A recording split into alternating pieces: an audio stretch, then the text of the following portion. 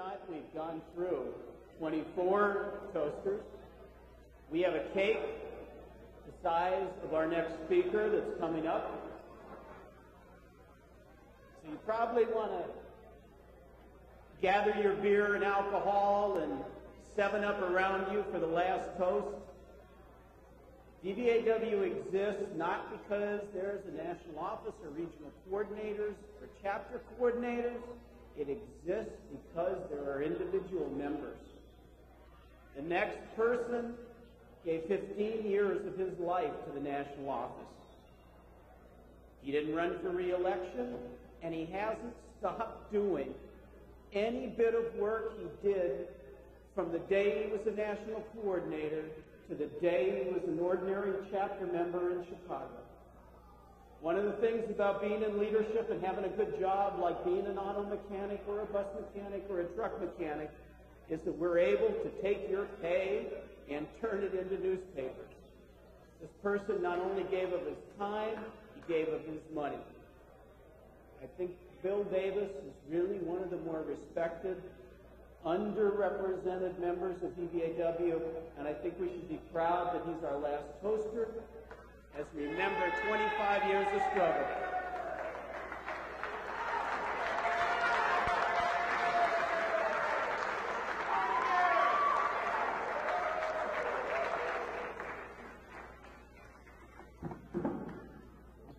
I'd like to see this cake.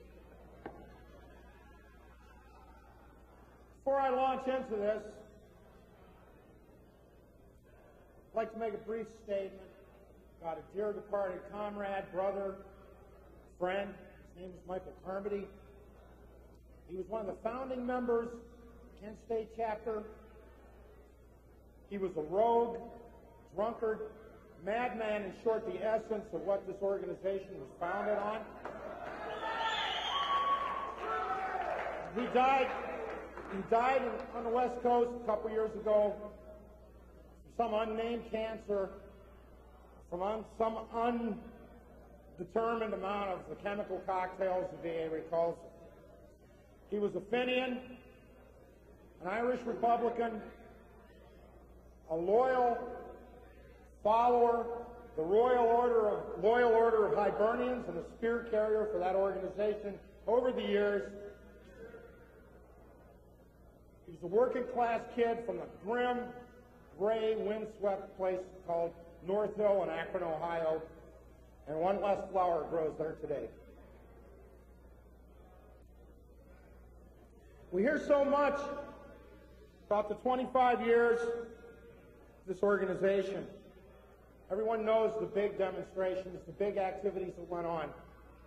We talk about all the international trips and the people we've met with and the things that we've accomplished and the things we've yet to do.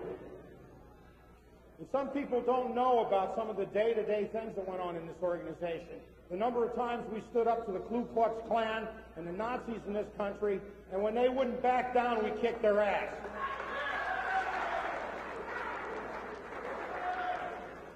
Running convoys of food and ammunition into Cairo, Illinois when it was under siege by the Ku Klux Klan.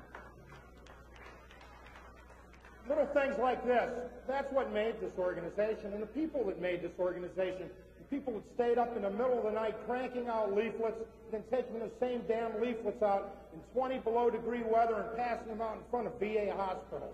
Those are the people that made this organization and sustained this organization. There are great things that went on in this organization.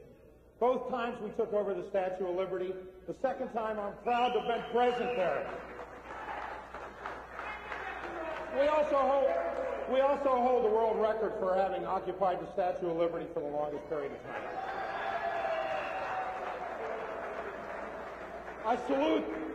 I salute those brothers in 1971 and 1976.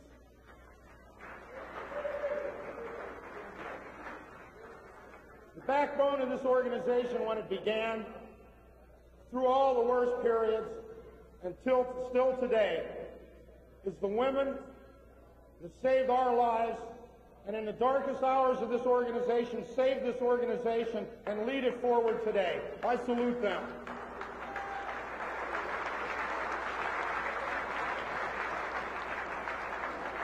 I salute all the people who have ever been in the national office of this organization and lived in all the rat holes we've ever been in, washed out, took baths out of the sinks when they lived in the offices, and lived with the organization and stayed with the organization. I salute those people. I salute all the people in struggle around the world who we stood up beside and whose struggles continue. Most of all, I salute all of you here today and toast you for being alive for the last 25 years and looking forward to another 25.